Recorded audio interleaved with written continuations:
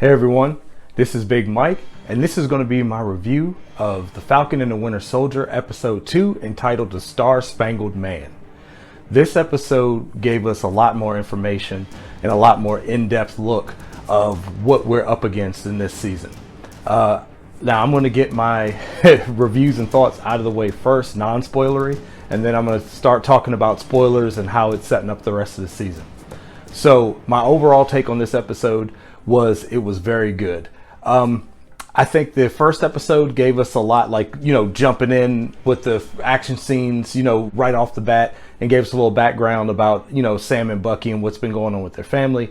This one jumps in and gives you, okay, what's going on with the plot. I really enjoyed this episode. I think I'll give this one a 9. not as much. I think last week I was really excited about the first episode, and I was like, oh yeah, 9.9999. I'm gonna give this one a 9. I'm really enjoying this series so far. I think this is a good setup of what they're doing about this season and how they're going to move forward. I like how this episode and episode 2, what they kind of did was like, okay, let's introduce John Walker, because all we got was a glimpse of him, at the end of the first episode. So this episode we get, okay, let's get a little bit about John Walker. He also has a friend, named Lamar Hoskins, who in the comics is Battlestar. He's also Battlestar in this show as well. And he's kind of like his right-hand man, or his Sam, so to speak. And so they've known each other for a while. They were in the same unit in the military, and now they're also working together in this show as John Walker has transitioned into the new Captain America, and he's taken the name of Battlestar.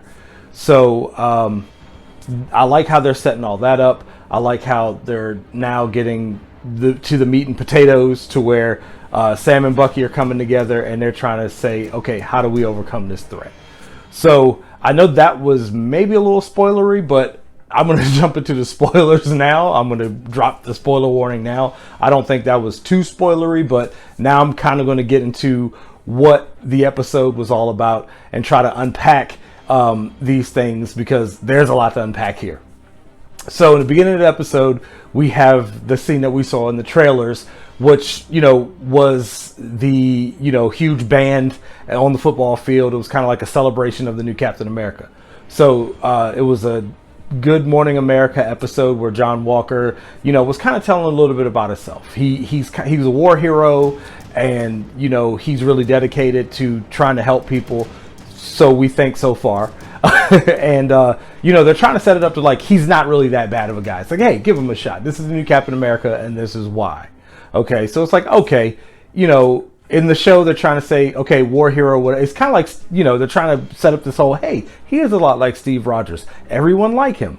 But you know what happens when, you're kind of forced to like somebody.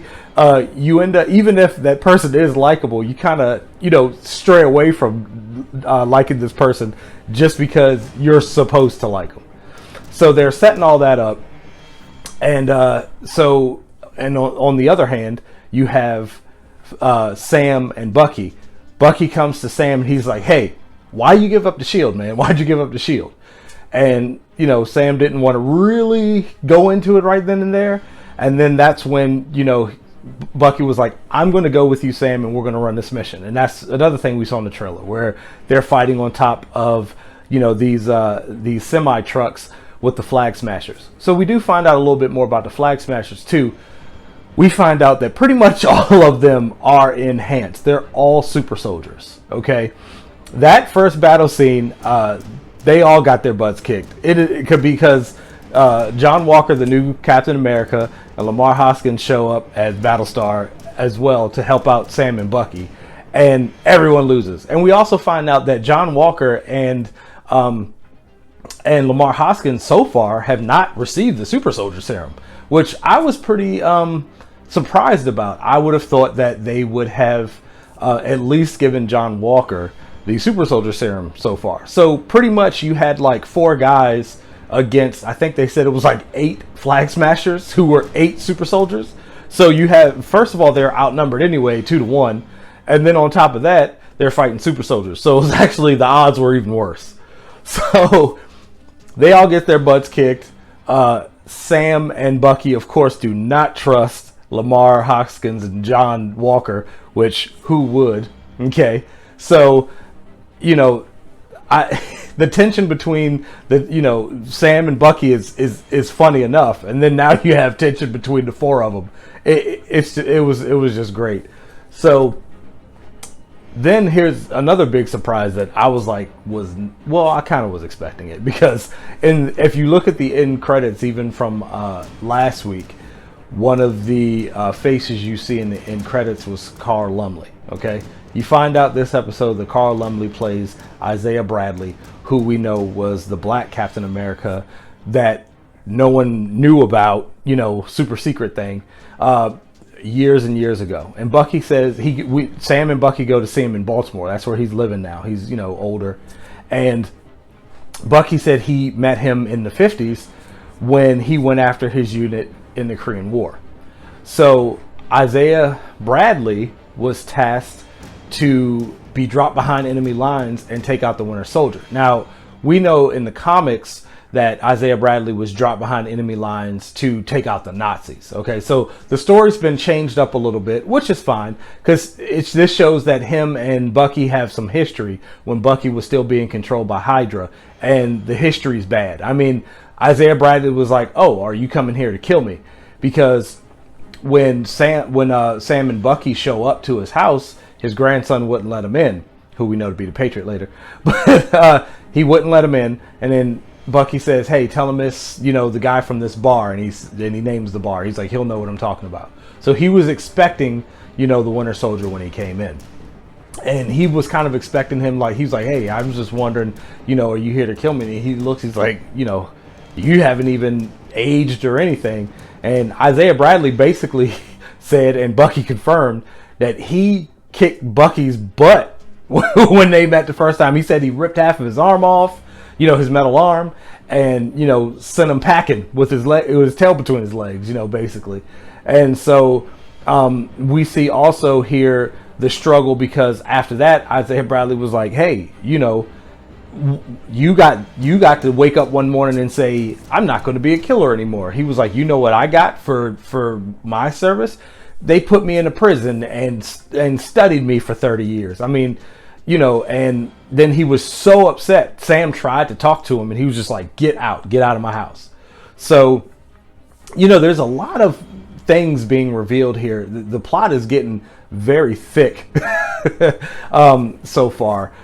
With this episode, there's a lot to unpack, because the Flag Smashers as well, we know they want, one people, one world or whatever is their motto, and they're trying to take things back to where it was in the blip, where the lines of country and state were not divided. And so it looks like the things that they're stealing is more so like humanitarian aid. On the trucks when they were fighting, they were packed full of like vaccines and medicines and things like that. And it looks like when they were on the tarmac later on in the episode loading up a plane, it was more like food supplies and stuff. Now, that was another interesting part of this episode, because this is the first mention of the Power Broker. Okay, and in the Power Broker, in the comics, of course, he's kind of like this mad scientist type guy.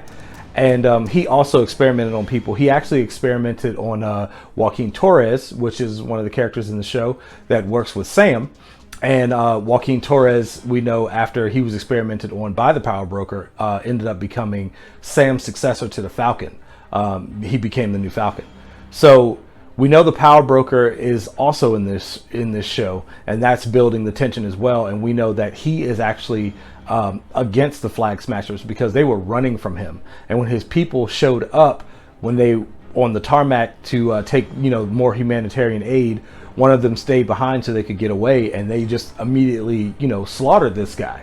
So we don't know exactly what the Power Broker is out for at this point, but we know he is out there, and that he is an enemy of the Flag Smasher, and may even be a bigger villain than the Flag Smashers, which at this point we don't even really know are villains or anti-heroes. It looks like they're kind of setting it up to be more of anti-heroes, because one of the things, the leader of the Flag Smashers was called Robin Hood by one of the people that was helping their organization or helping their cause. So as we can see, like I said, they're stealing like humanitarian aid. So they're, robbing from the rich and giving to the poor, the needy. So we can see the appeal there for those who they are helping. And so the end of the episode was also great, how they're setting up even the next episode and what's to come, because well, you know what? Before I get to that, I did want to bring this point up.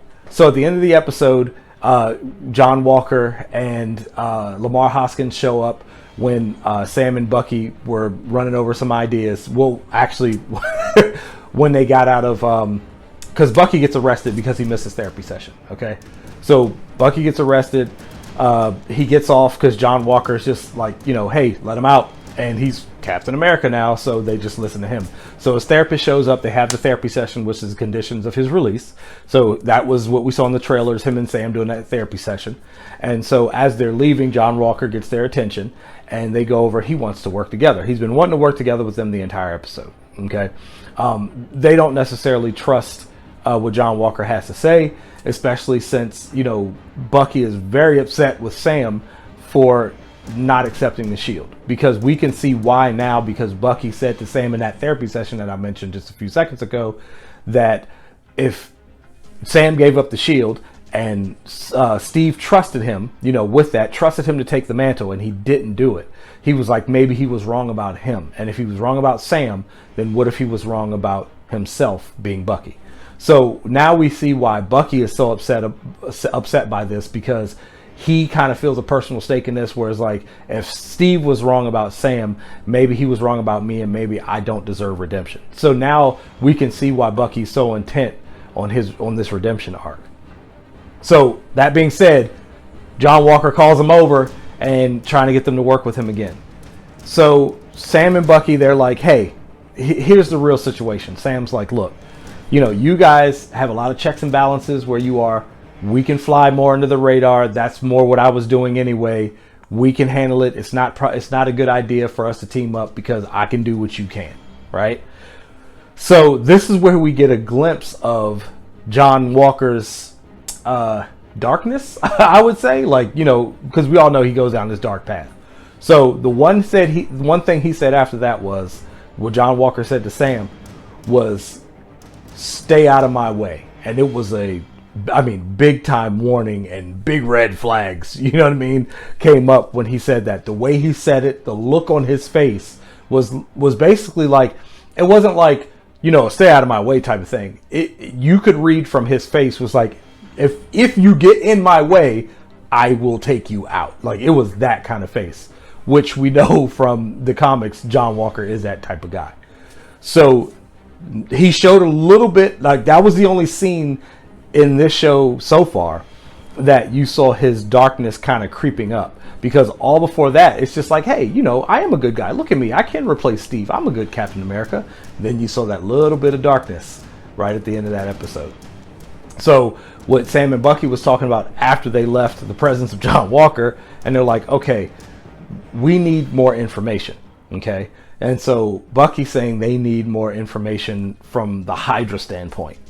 So Sam's like, no. And Bucky's like, hey, we got to do this. He knows everything about Hydra. And so then they were like, okay, I guess we're going to see Zemo. So now we know this is how Zemo is coming into play. The last scene was them showing Zemo sitting in his cell, and he raises his head because apparently Sam and Bucky show up. So that was the episode 2 of Falcon and the Winter Soldier. I am very excited to see where this show goes from here. This is a very good setup. This is more, like I said last week in my review, this is more of the classic Marvel that we're used to. Marvel Studios content, MCU, and also, like I mentioned, the Captain America movies, more so, the Winter Soldier. Those have always been more so my favorite MCU movies. So I am completely ecstatic. I'm completely dialed in. I am here for this show. I am really enjoying it so far, and I cannot wait to see what comes next. So if you've seen the episode 2 of Falcon and the Winter Soldier, let me know what you thought. Drop your comments down below. Don't forget to like and subscribe, and don't forget to hit the bell for notifications for all my latest content. And once again, thank you for watching, and see you next time.